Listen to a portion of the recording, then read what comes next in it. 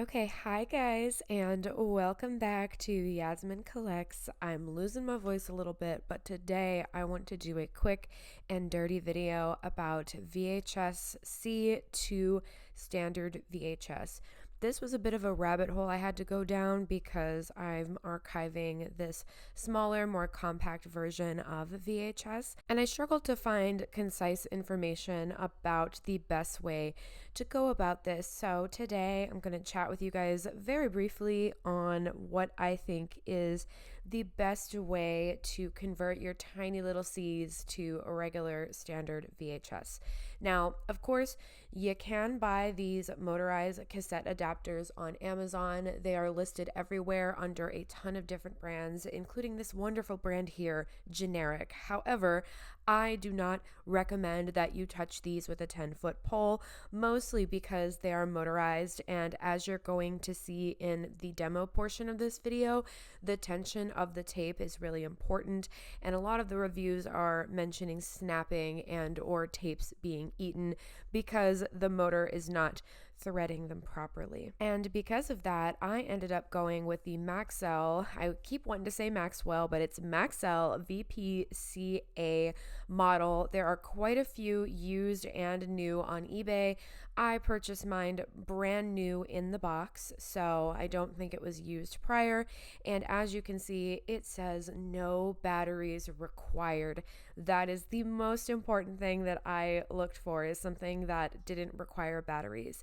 Here is a shot of the back. I also am going to have some freeze frames of the manual and instructions in case you want to pause the video and save it.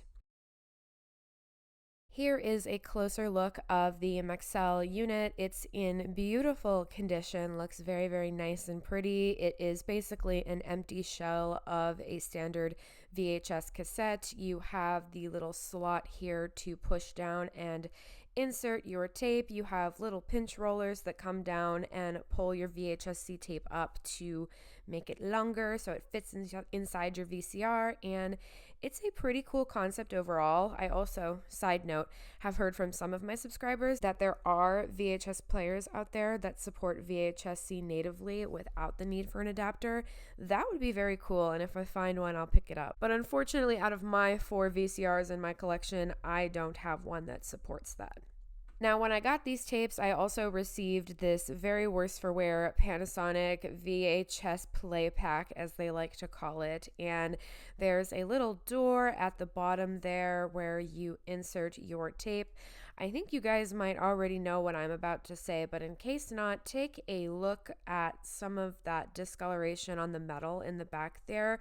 What happened was the AA battery that is inserted into the side of the plate pack burst and leaked battery acid all over the place. It corroded, and as you can see, it traveled all the way down the side of this player. So I did try to clean up the corrosion and put in a new battery to see if it would work, just for funsies, but of course it did not. What I've read is that these batteries do tend to corrode quite a bit inside these, and these mechanicalized play packs tend to only last 5 or 6 years, which, at this point we're definitely past that mark. So once again, I really recommend that you stay away from the motorized ones. It is a little bit intimidating to tension the tape, but I'm going to give you guys a very, very slow breakdown on how to do this. That way you don't have to be afraid of learning how to do this yourself. And here's some of the information if you'd like to take a screenshot. I would love to archive it one day, but I don't have the time. But that doesn't mean that I'll never do it. But for now, screenshots is what we're going to have to do. Now, before I actually use this adapter, it is very clean and in wonderful new condition, but I like to do a little bit of cleaning. So I am taking my trusty chamois swabs and I'm using them to clean some key points in this adapter. So first of all, I'm lifting up the little hutch that protects the tape at the top, because I don't want any dust particles to accidentally fall into the tape and or my VCR when I go to watch this tape. So I'm just going back and forth. There's nothing on there. It's a clean swab, and I'm just doing a little bit of scrubbing.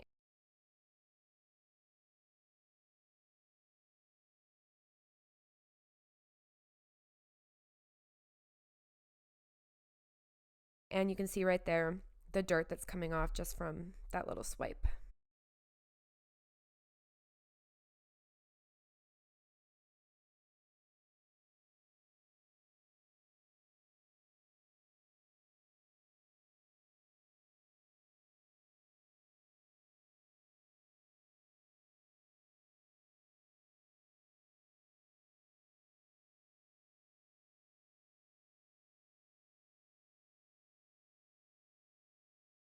Next, I took a coffee filter soaked in 90% isopropyl alcohol and I used it on the little pinch roller grabbers just because that is going to be tensioning the tape and I want to make sure that it is as clean as possible. I made sure I gave time for the alcohol to dry. And also, as a side note, if for some reason this did stop working, since it is not motorized, I could definitely take this apart and probably re-grease the plastic gears.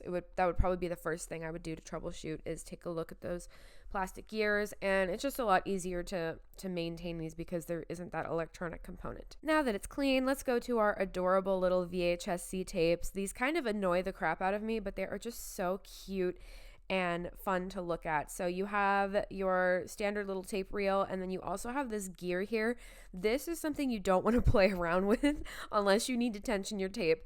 When I was a little kid, I distinctly remember rotating these until tapes would snap, which absolutely hurts my soul today as an adult, but you want to be really careful. I don't have any sound here for voiceover, but trust me, you will hear like a little click when you're getting too close in terms of tensioning. So I would just look out for that and use that little button there to lift up the top of the tape, take a peek, and make sure that your tape is tensioned. This one looks pretty good. It was a little teeny bit loose, and here's the sound. I don't know if you guys will be able to hear the sound, but here's what it should sound like.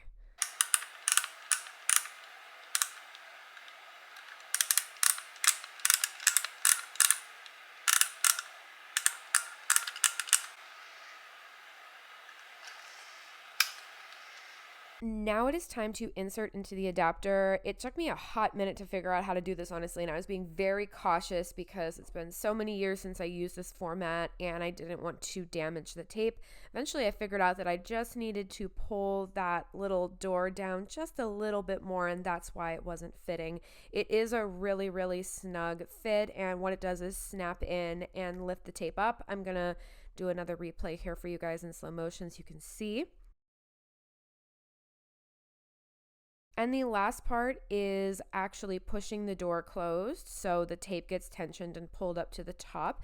You want to go nice and slow, don't rush, take your time, and if you feel like your tape is tugging or having too much resistance, stop, take it out, loosen the tape, and then come back to it. And here is a shot of me removing it. The first time around, this tape came out a little bit loose afterwards, which the manual says is normal.